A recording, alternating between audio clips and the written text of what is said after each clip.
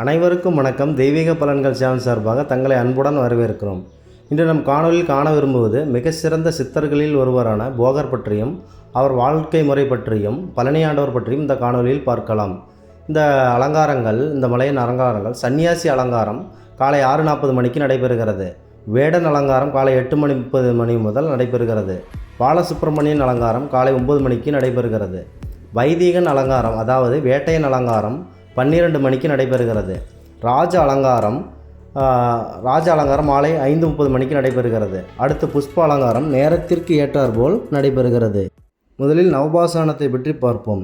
எல்லா கோயில்களிலும் கல்லால் மூலவர் சிலை அமைந்த நிலையில் போகர் மட்டும் ஏன் பழனி மூலவரை நவபாசான சிலையால் செய்ய வேண்டும்? பிறவி பாசானங்கள் என்பவை இயற்கையாக கிடைக்கக்கூடியவை. பூமியில் இயற்கையாக விளையக்கூடிய பொருட்களில் இருந்து கிடைப்பவை. வைப்பு பாசானம் என்பது ரசவாதத்தில் பயன்படக்கூடியவை. இந்த ரசவாதம் என்பது சாதாரண பொருட்களை தங்கமாக்கும் முறை. ஆனால் போகர் பாசானத்தை சித்த மூலிகையாக மாற்றியார். போகர் மட்டும் ஏன் பழனி மூலவராக நவபாசானத்தாலான சிலையை செய்ய முடியும்? எல்லாம் மக்கள் மேல் உள்ள பாசம்தான் காரணம். ஆம், கலியுகம் வரப்போகிறது. இந்த கலியுகத்தில் என்னென்ன வித்தைகளை மக்கள் பெறப்போகிறார்களோ என்று போகர் கவலைப்படுகிறார்.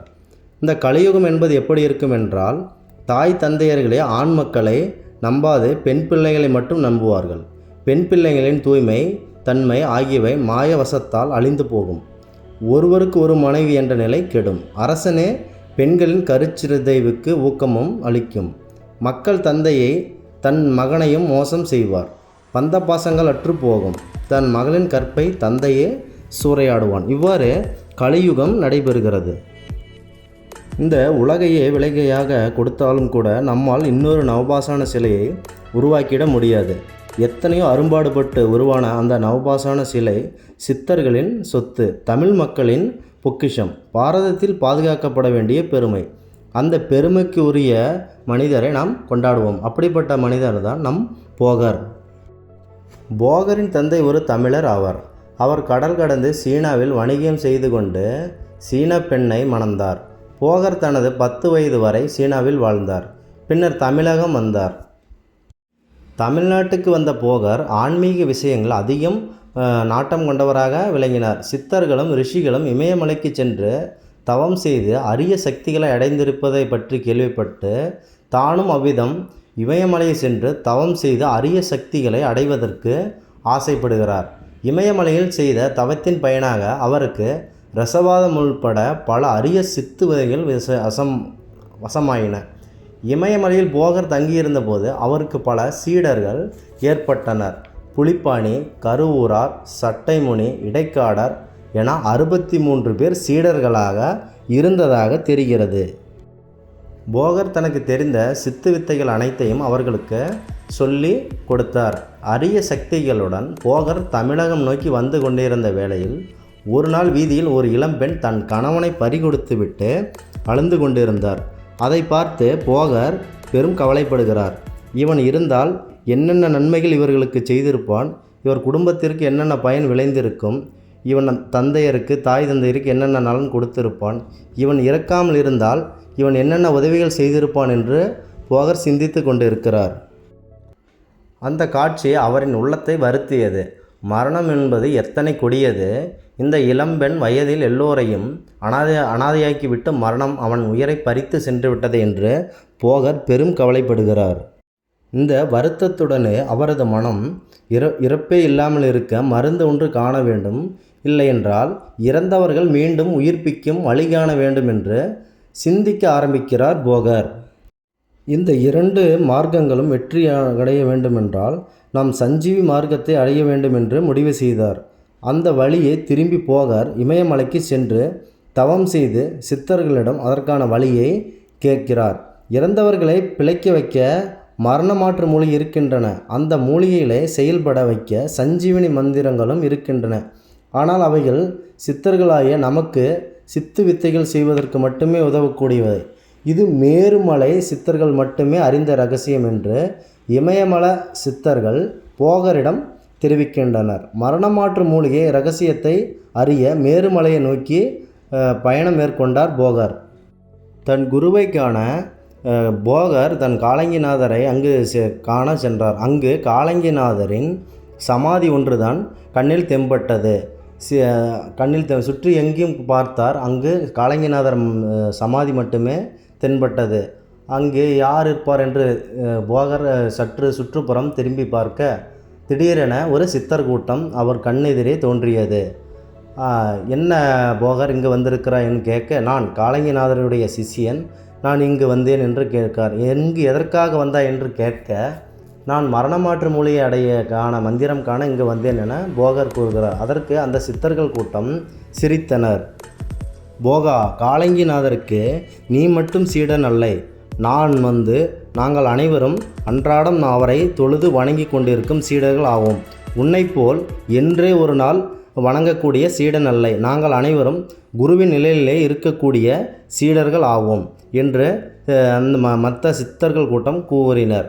தவறாக என்னை மன்னித்து கொள்ளுங்கள், நான் உங்களை தவறாக நினைத்து விட்டேன் என்று போகர் கூறுகிறார். சரி போகா, உனக்கு என்ன வேண்டும் என்று சீடர்கள் கேட்டனர். சீடர்களிடம், உலகத்தில் பிறந்த எவரும் இறக்காமல் காக்க வல்ல சஞ்சீவினி மந்திரத்தை காலங்கிநாதரிடம் கற்றுக்கொள்ள வந்தேன் என போகர் தெரிவிக்கிறார். அந்த சித்தர்கள் சிரித்தனர். போகா, மக்கள் பிறந்தால் அனைவரும் இறக்கத்தான் வேண்டும். அவர்கள் ஒரே மாதிரியான சுழற்சியான வாழ்க்கையை வாழ்ந்து கொண்டிருந்தால் இறப்பை நினைத்து அவர்கள் ஏங்க ஆரம்பித்து விடுவார்கள். பிறக்கும் அனைவரும் ஒரு நாள் இறக்கத்தான் வேண்டும். இது இறைவன் வகுத்த விதி. அதை நாம் மாற்ற நாம் யார்? இவ்வாறு அந்த சித்தர்கள் போகருக்கு அறிவுரை கூறினர். சரி போகா, அந்த புற்றினுள் ஒரு சித்தர் தவம் இருந்து கொண்டிருக்கிறார். அவரிடம் கேட்டால் உங்களுடைய தேவை அவருக்கு தெரியும் என கூறி அந்த சித்தர்கள் மறைந்தனர். சரி என்று அந்த புற்றில் தவம் இருக்கும் அவருடைய அருகிலேயே தானும் தியானம் இருக்கிறார் போகர். போகருடைய தவம் அந்த புற்றினுள் இருக்கும் சித்தரின் தவத்தை கலைத்தது. போகா, உனக்கு என்ன வேண்டும் என கேட்டார். போகர் அந்த புற்றினுள் இருக்கும் சித்தனிடம் எனக்கு மரணமாற்று மூலிகை வேண்டுமென்றும் தனக்கு சஞ்சீவி மந்திரம் கற்றுத்தர வேண்டும் என கூறுகிறார். போகா, சற்று வா, அந்த அமிர்தமணி பழத்தை உன், பிறகு பேசிக்கொள்ளலாம் என்று அந்த அமிர்தமணி பழத்தை அந்த சித்தர் போகருக்கு கொடுக்கிறார். அந்த அமிர்தமணி பழத்தை உண்டுதான் அங்கு இருக்கும் சித்தர்கள் தவ வாழ்க்கை மேற்கொண்டு வருகிறார். அந்த அமிர்தமணி பழத்தை உண்டால் சித்தர்களுக்கு நரைக்காது, பசிக்காது. இதை உண்டுதான் அவர்கள் பலகாலம் தவ வலிமை பெற்றுக்கொண்டு வருகிறார்கள். சரி, நீ என்ன செய்ய வேண்டும் என்று நான் கூறுகிறேன். நீ மேருமலை, அதாவது இமயமலை உச்சியில் உள்ள பெரிய சித்தர்களை சந்தி. அங்கு இருக்கும் சித்தர்கள் உனக்கு மரணமாற்று மூலிகை அளிப்பார்கள் என்று கூறுகிறார்.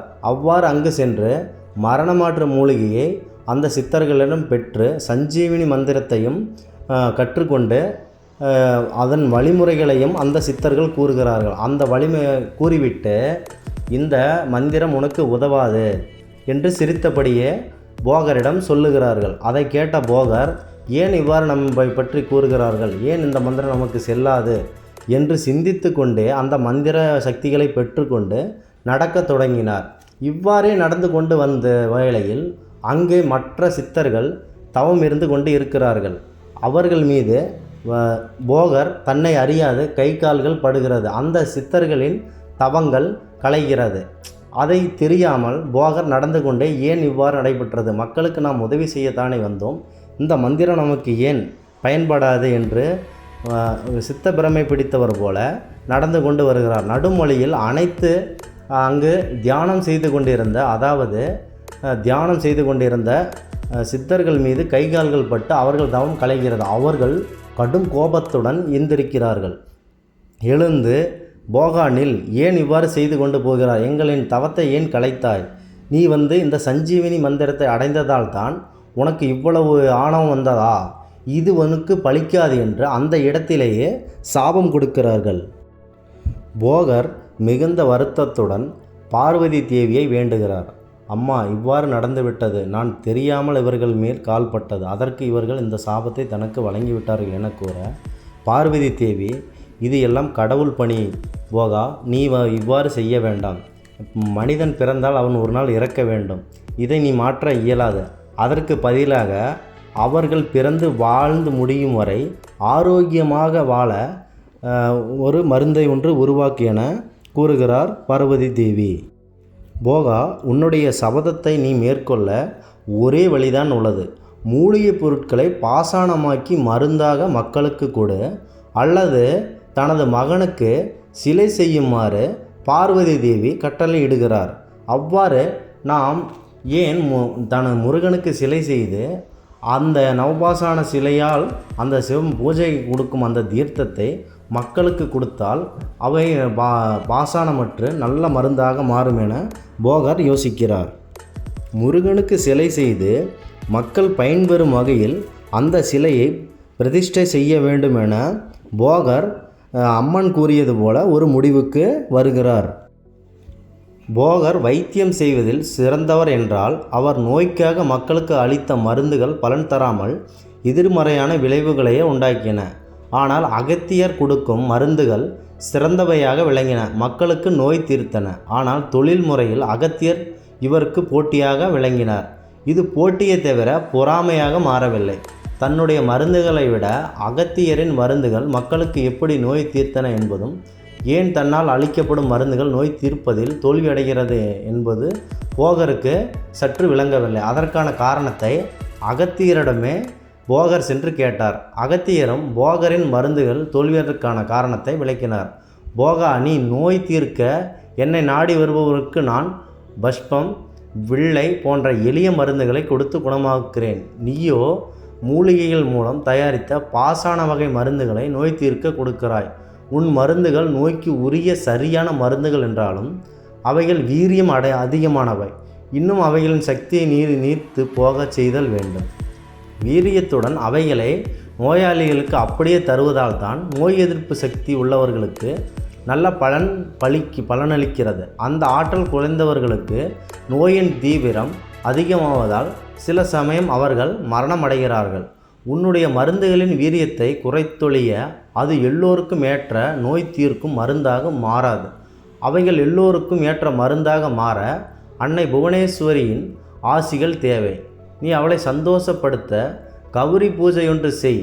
அன்னை புவனேஸ்வரி நேரில் தோன்றி அதற்கான வழிமுறைகளை உனக்கு அருள்வாள் என்று அகத்தியர் கூறுகிறார்.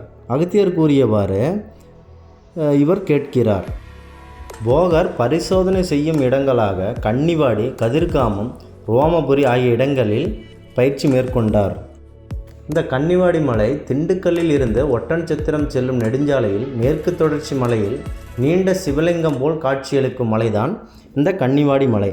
இந்த கன்னிவாடி மலைக்கு ஏன் கன்னிவாடி மலை என்று பெயர் வர காரணம், ஒரு நாள் சிவனும் பார்வதியும் ஆகாய மார்க்கமாக சென்று கொண்டிருக்கும் போது பார்வதி தேவி இந்த கன்னிவாடி மலையை பார்த்து அழகில் வியந்து அந்த இடத்திலேயே நின்று விட்டாராம். இந்த அழகை பார்த்து கொண்டு அழகை ரசித்தபடியே இந்த பார்வதி தேவி நின்று கொண்டிருந்தால் சிவபெருமான் அவரை பார்த்து கன்னி இங்கு வாடி என்று அழைத்ததால் இந்த மலைக்கு கன்னிவாடி என்று பெயர் வர காரணமாக அமைந்தது. இவ்வாறு ஒவ்வொரு பரிசோதனை கூட்டத்திற்கும் ஒவ்வொரு வரலாற்று புராணங்கள் கூறப்படுகிற கதிர்காமம், ரோமாபுரி போன்றவருக்கும் பல்வேறு வரலாறுகள் உண்டு. அந்த வரலாறை போகர் கூறிய வரலாறு கூற முடியாது. போகரை பற்றியுமே நாம் காண வேண்டும். இவ்வாறு போகர் பல பரிசோதனைகளை செய்து இந்த பரிசோதனைகள் நமக்கு பயன்பெறாது, மேலும் நாம் பல சக்திகளை பெற வேண்டும் என்று எண்ணிய போகர் நாம் சீனா சென்று அங்கு புதிய சக்திகளை பெறுமாறு யோசிக்கிறார். சீனா செல்கிறார். சீனா செல்லும் வழியில் அங்கே ஒரு இறந்தவர் உடலை பார்க்கிறார். அங்கே கூடுவிட்டு கூடு பாயும் முயற்சியில் தன் உடலை வேறொரு இடத்தில் வைத்துவிட்டு தன் இறந்தவரின் உடல் அருகே இருந்தது. அந்த உடல் அருகே இரண்டு பெண்கள் தன் தாய்மார்கள், அழகாக 2 பெண்கள் இருக்கிறார்கள்.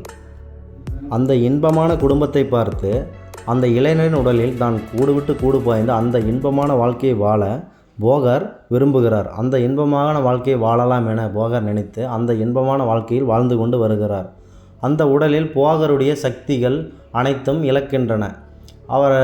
அவருடைய தவ வலிமை சக்திகள் அந்த உடம்பு தாங்காமல் திணறுகிறது. நீண்ட நாட்கள் ஆகியும் தன் போகர் திரும்பி வராததால் புலிப்பாணி சீனாவுக்கு செல்கிறார். தன்னுடைய அந்த மனிதனின் உடலை பார்த்தவுடன் அவருடைய போகர் என்று அறிந்து கொண்ட புலிப்பாணி தன்னுடைய பழைய நினைவுகளை போகரிடம் எடுத்துரைக்கிறார்.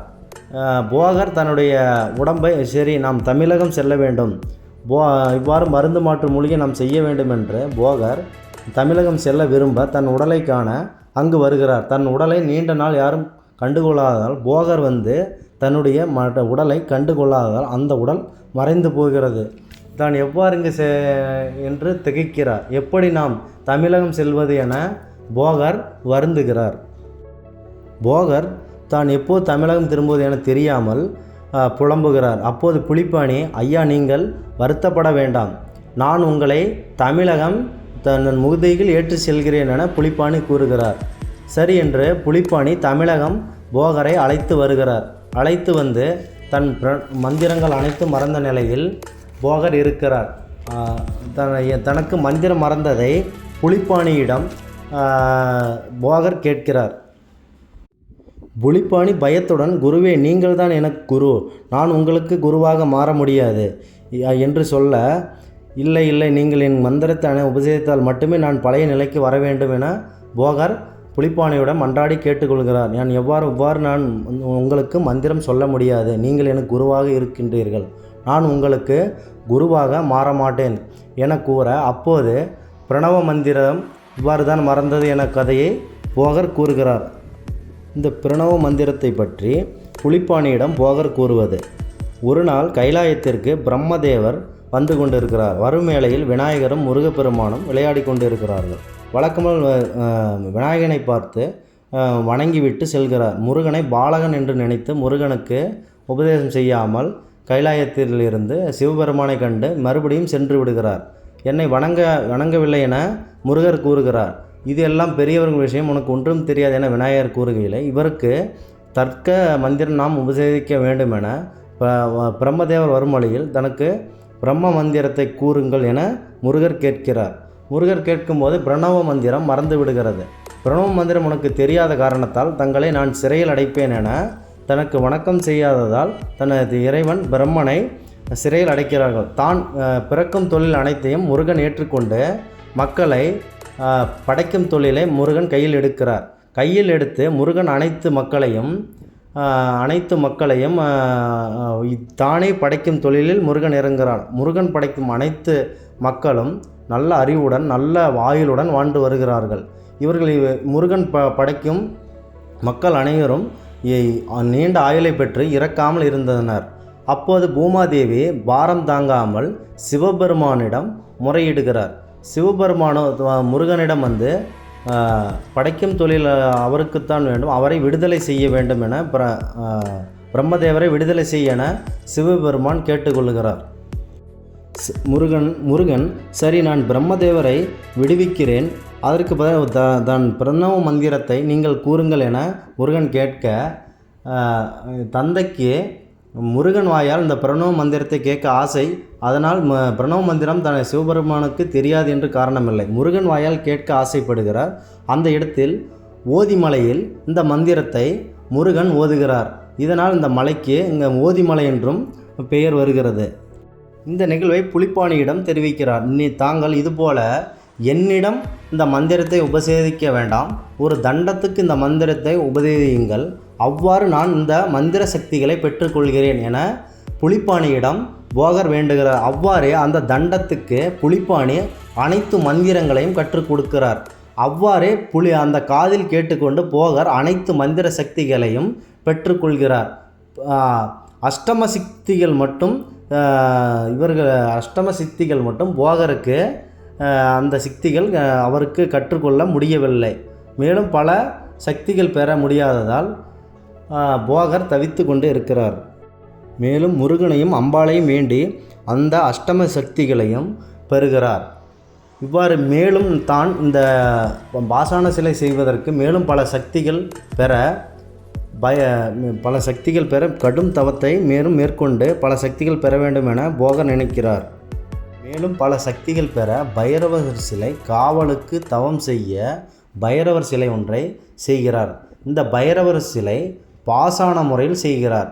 விஷம் முறிக்காமல் தன் முருகன் வந்து தனக்கு சிலை செய்யாமல் ஏன் இந்த பைரவர் சிலை செய்து கொண்டிருக்கிறார் என கனவில் தோன்றி இந்த தவத்தை கலைக்கிறார் முருகர்.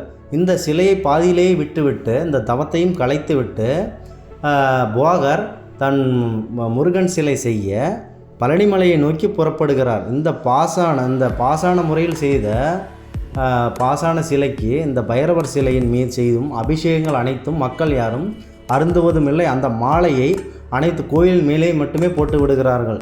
இந்த தீர்த்தத்தை அருந்தினால் விஷமுற்று மக்கள் இறந்துவிடும் அபாயம் காரணத்தினால் இதனை யாரும் அருந்தவும் முடியாது. அந்த திருநீரை மட்டுமே அபிஷேகமாக மக்களுக்கு கொடுக்கிறார்கள். அந்த தீர்த்தத்தை கூட யாரும் அருந்துவது கிடையாது. இந்த நவபாசான முறை மாற்று செய்யாமல் விட்டதனால் இந்த சிலை விஷத்தன்மையாகவே உள்ளது. இந்த பைரவர் சிலை, இந்த பைரவர் சிலை உள்ள ஊர் பெருச்சி கோயில் ஆகும். இந்த பழனிமலைக்கு சென்ற நவபாசான கலவை தயாரிக்க 81 சித்தர்கள் புலிப்பாணியின் பங்கு அதிகம். இந்த பழனிமலை சித்தர்கள் அனைவரும் ஒன்று சேர்ந்து 4408 மூலிகைகள் ஆய்வுக்குட்பட்டு 81 பாசானங்களாக மாற்றினார்கள். அதனை மீண்டும் ஆய்வு செய்து 9 பாசானங்களாக பிரித்தனர். இவ்வாறு இந்த கலவை செய்யப்படுகிறது. புலிப்பாணிக்கு மனிதர்களின் மரணத்தை குளிகை செய்ய போகிறாரா அல்லது மக்களின் வேதனை புரிந்து அன்னையின் ஆணைப்படி முருகன் சிலை செய்ய போகிறாரா என ஒரே குழப்பமாக இருந்தது. புலிப்பாணி தாங்கள் செய்த நவபாசான சிலை பைரவர் சிலை இவ்வாறு விஷம் முறிக்கப்படாமல் போனது பற்றி போகருக்கு எடுத்துரைகிறார். இந்த பழனிமலை சிலையும் இவ்வாறு நடந்து போகப் போகிறது என புலிப்பாணி போகருக்கு எடுத்துரைக்கிறார். அதை மனதில் கொண்டு முருகனிடமும் பார்வதி தேவியும் அருள் பெற்று இது எவ்வாறு செய்ய வேண்டும் என சக்தியை போகர் பெற்றுக்கொண்டு நவபாசான சிலையை மனிதர்களுக்கு உதவக்கூடியதாக செய்ய முடிவு எடுக்கிறார். சரி, பழனிமலையை போகர் ஏன் தேர்ந்தெடுக்கிறார் என்றால் சூரிய கதிர்கள் அதிகம் படும் இடமாகவும் அந்த பழனிமலை தெரியப்படுகிறது. மீண்டும் மற்ற காரணம் என்னவென்றால் ஞான பலத்திற்காக முருகன் கோபித்து கொண்டு இந்த மலையில் ஆண்டியாக அவதரித்த இடம் இதுவாக இருக்கும் இன்னொரு காரணமாக அமைகிறது. இந்த புராண கதை என்ன கூறுகிறது என்றால், ஒரு நாள் நாரதர் கைலாய மலைக்கு வருகிறார். இந்த அமிர்த பழத்தை ஒன்று கொண்டு வருகிறார். இந்த பழமானது அரிய சக்திகள் பெற்றது. இதில் முதன்மை கடவுள் மட்டுமே இந்த பழத்தை உண்ண வேண்டும் என ஒரு போற்றி ஒன்றை வைக்கிறார். சிவபெருமான் முருகனுக்கும் விநாயகருக்கும் யார் முதலில் இந்த உலகத்தை சுற்றி வருகிறார்களோ அவர்களுக்குத்தான் இந்த ஞான பழம் கிடைக்கும் என கூற முருகன் உடனேயே தனது மயில் வாகனத்தை எடுத்துக்கொண்டு உலகத்தை சுற்றி வருகிறார். விநாயகர் யோசனை செய்து சிவனையும் பார்வதியும் சுற்றி நான் உலகத்தை சுற்றிவிட்டேன், எனக்குத்தான் இந்த பழம் கிடைக்கும் என ஞான பழத்தை பெற்றுக்கொள்கிறார். தாய் தந்தை தான் உலகம் என இந்த விதியின்படி விநாயகப் பெருமான் யோசித்து இந்த பழத்தை பெற்றுக்கொள்ள இதை கண்ட முருகர் கடும் கோபத்தில் தான் இவ்வாறு செய்து தன் பெரிய பிள்ளைக்கு இவ்வாறு செய்து விட்டீர்கள், எனக்கு எதுவும் வேண்டாம், எனக்கென ஒரு நாடு வேண்டும் என இந்த பழனிமலைக்கு எனக்கு எதுவும் தேவையில்லை, நானே ஒரு தனி நாடு அமைத்து கொள்கிறேன் என இந்த பழனிமலைக்கு அனைத்தும் துறந்துவிட்டு இங்கு வருகிறார் பழனிமலைக்கு. இந்த காரணத்தினால்தான் போகர் பழனிமலையை தேர்ந்தெடுக்கிறார். மீண்டும் இந்த சிலையை நாம் செய்து மக்களுக்கு பயன்படும் வகையில் கொடுத்துவிட்டு தாம் இங்கு சமாதி ஆக வேண்டும் எனவும் முடிவு எடுக்கிறார் போகரை செய்த இந்த சிலைக்கு பல அபிஷேகங்கள் ஆராதனைகள் அனைத்தும் நடைபெற்று வருகிறது. சிறிது காலம் போக இந்த சிலை போகர் தன் சமாதி ஆன பிறகு இந்த சிலையும் காணாமல் போகிறது. அசரீரியாக அங்கு வந்த சேர மன்னனிடம் முருகன் சென்று கூறுகிறார். தான் இந்த சேர மன்னன் இங்கு வந்து பழனிமலை அடிவாரத்தில் ஓய்வெடுத்து கொண்டிருக்கிறார். அப்போது அசரீரியாக தோன்றிய முருகப்பெருமான் தன் சிலை காணாமல் போனது இந்த இடத்தில் புதைந்து கிடக்கிறது என முருகப்பெருமான் கூறுகிறார். அந்த சிலையை எடுத்து சேர மன்னன் அந்த சிலையை எடுத்து முருகன் மலை மீது பிரதிஷ்டை செய்கிறார். தன் போகர் செய்த சிலை கிழக்கு நோக்கி இருந்தது. முருகன் கிழக்கு முகம் பார்த்தவாறு இருந்தார். ஆனால் இந்த சேர மன்னன் பிரதிஷ்டை செய்வது தன் ராஜ்யத்தை பார்த்தவாறு மேற்கு நோக்கி அந்த சிலையை பிரதிஷ்டை செய்கிறார். பிரதிஷ்டை செய்ததும் மலையாள மக்கள் தன் குலதெய்வமாக முருகனை வழிபட தொடங்கினார். அதற்காகவெல்லாம் தமிழ் மக்களை முருகன் கைவிடவில்லை. இந்த பழனி நவபாசான சிலை எங்கு செய்யப்பட்டது என போகர் பாடலில் தெளிவாக உள்ளே. கஞ்சமலையில் செய்யப்பட்டதா, கன்னிவாடியில் செய்யப்பட்டதா, சதுரகிரியில் செய்யப்பட்டதா, போகர் மலையில் செய்யப்பட்டதா, பொன்னிமலையில் செய்யப்பட்டதா, உளவாயின் இறுதியில் பழனியில் சிலை செய்யப்பட்டது என கூறப்படுகிறது. போகருக்கு பின் யாரும் நவபாசான சிலை செய்யவில்லை. நவபாசான சிலையின் பெருமை முருகனின் காது பெரியதாக இருக்கின்றது. இந்த நவபாசான சிலையை செய்யும்போது முருகன் முகத்தை செய்யும்போது அதிக நேரம் எடுத்துக்கொண்டார் போகர். மேலும் இந்த சிலை கதகதப்பாக இருப்பதால் இரவில் வியர்க்கும் தன்மை பெற்று உள்ளது. இந்த வியர்வை துளிகள் முத்து முத்தாக உழுவதால் அந்த வியர்வை துளிகளை அமிர்தமாக எடுத்து மக்கள் அனைவரும் எடுத்துக்கொண்டு சாப்பிடுகிறார்கள். இந்த நவபாசான சிலையில் காது பெரியதாக இருக்க காரணம் என்னவென்றால், மக்களின் குறைகளை கேட்டு கேட்டு காது பெரிதாக ஆனது என வரலாறு கூறுகிறது. மேலும் இந்த சிலையை காதை பிடித்து இழுத்தது போலும், முருகன் முதுகில் யாரோ சுரண்டியது போலும் பெரும் சர்ச்சைக்குள்ளானது. அப்போது இருந்த எம்ஜிஆர் அவர்கள் இது பெரும் சர்ச்சையை சந்தித்தார். மேலும் வேறொரு முருகன் சிலை செய்ய முடிவு எடுத்தனர். அப்போது போகர் செய்தது நவபாசான சிலை, இப்போது செய்வது கல்லாலான முருகன் சிலை. இது மக்கள் ஏற்றுக்கொள்ளாமல் இருந்தனர். இதுவே பழனிமலையின் வரலாறு.